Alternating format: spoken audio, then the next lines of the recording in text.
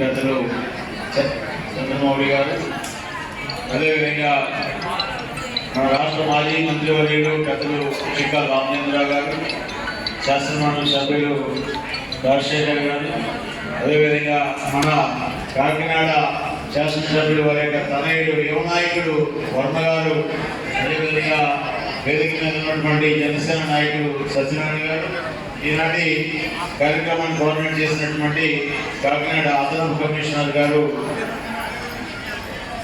సుధాకర్ గారు, అదేవిధంగా వేదిక మీద ఉన్నటువంటి భారతీయ జనతా పార్టీ, జనసేన, తెలుగుదేశం పార్టీ నాయకులు, అదేవిధంగా వివిధ కార్పొరేషన్ యొక్క డైరెక్టర్లు, చైర్మన్లు, వేదిక ముందు ఉన్నటువంటి Bharatiya Janata party general డిపార్ట్మెంట్లతో coordination చేసి ప్రతి డిపార్ట్మెంట్ లో కాకినాడ నగరానికి ఏం సాధించాము, ఎలా డెవలప్ చేశాము, ఏ విధమైనటువంటి డెవలప్మెంట్ అంటే అర్థంలో చూపించినటువంటి అధికారులందరికీ కూడా హృదయపూర్వక నమస్కారాలు.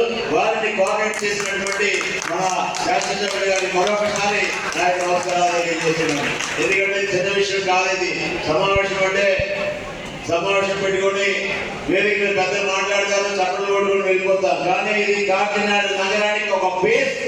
అక్కడ ఇవాళ దేశంలో ప్రధానమంత్రి గారు ఈ దేశానికి 12 సంవత్సరాలు ప్రధానమంత్రిగా ఉండి ఎన్డీఏ ప్రభుత్వం కూటమిలో సంబరాలు చేసుకుంటుంటే ఇక్కడ 2 సంవత్సరాల కూటమి ప్రభుత్వం ఇవాళ మనం కాకినాడ ఆంధ్రప్రదేశ్ లో సంబరాలు చేసుకుంటున్నాం.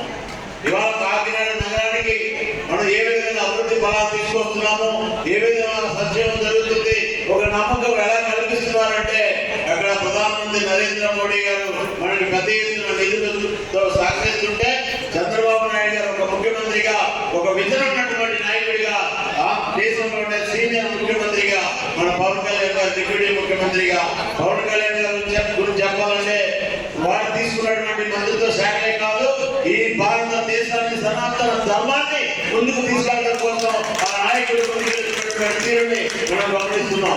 ఆ విధంగా మన యువ నాయకుడు నారా లోకేష్ గారు చూస్తున్నాం. విద్యా వ్యవస్థను ఏ విధంగా ముందుకు తీసుకెళ్తున్నారో ఇది కూటమిలో ఉండేటటువంటి ఒక ఐక్యతకి, ఒక నమ్మకాన్ని కల్పించడానికి, ఒక అభివృద్ధికి మారు పేరునేటటువంటి విషయం మనందరం కూడా గుర్తించాము. ఈరోజు జరిగినటువంటి విషయాన్ని చూస్తే దానికి అదే నమ్మకము.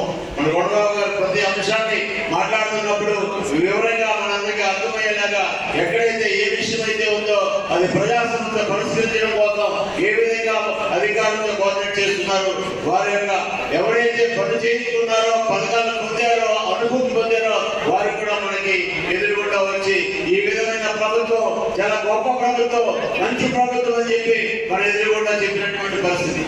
ఆ విధంగా మనం చూసినట్లయితే ఇవాళ మన యొక్క ప్రాంతం యొక్క అభివృద్ధి విషయాల్లో, మనకి నిధులు వచ్చేటటువంటి విషయంలో నిన్న మనందరం కూడా 21వ తేదీన యోగా చేస్తాం. మీరందరూ చూస్తుంటారు. మన చంద్రబాబు నాయుడు గారు